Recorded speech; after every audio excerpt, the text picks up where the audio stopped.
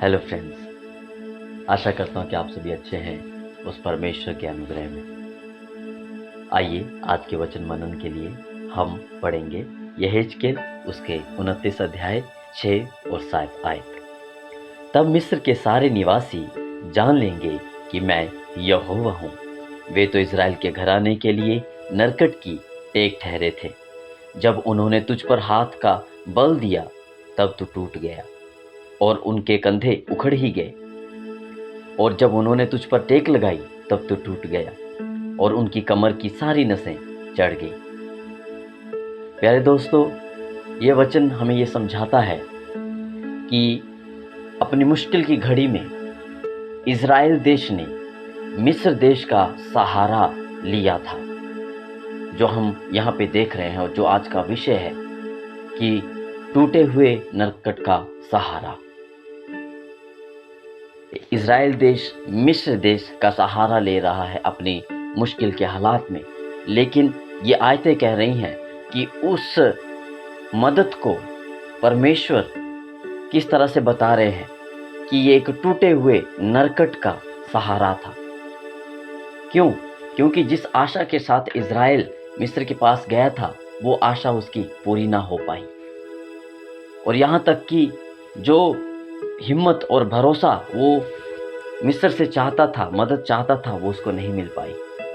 प्यारे दोस्तों, कई बार हम भी इसी तरह एक मनुष्य होने के नाते हम भी दूसरे मनुष्य पर भरोसा करते हैं कि मुझे इसका सहारा होगा तो मैं जी लूँगा, अपनी मुश्किलों के समय में मैं अपना वक्त सही से गुजार लूँगा, इसके भरोसे मैं चल सकूँगा।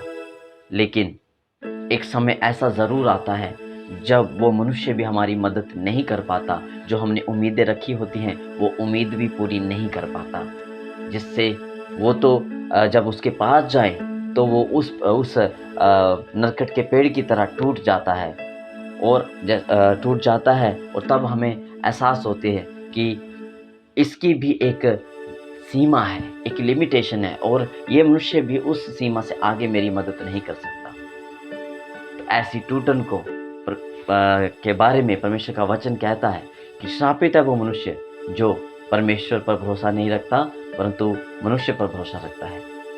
लेकिन दूसरे वचन में इस तरह से में कहा गया है कि धन्य है वो पुरुष जो यहोवा पर भरोसा रखता है, जिसका आधार यहोवा परमेश्वर है। प्यारे दोस्तों, आज हम ये सीख रहे हैं ये मनुष्य का भरोसा ज़्यादा नहीं, सबसे ज़्यादा भरोसा जो है अपने परमेश्वर पर करना है, ताकि हम धन्य हो पाएं, ब्लेसड हो पाएं, आशीषित हो पाएं।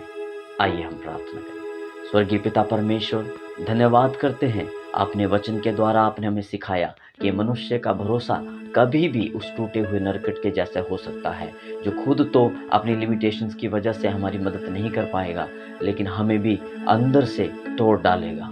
लेकिन प्रभु धन्यवाद कि आप टूटे और पिसे हुए मन के कभी भी तुझे नहीं जानते।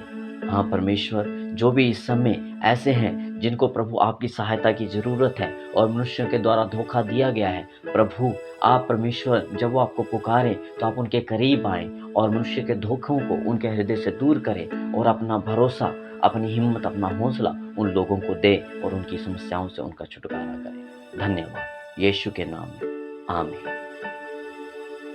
Thank you. God bless you.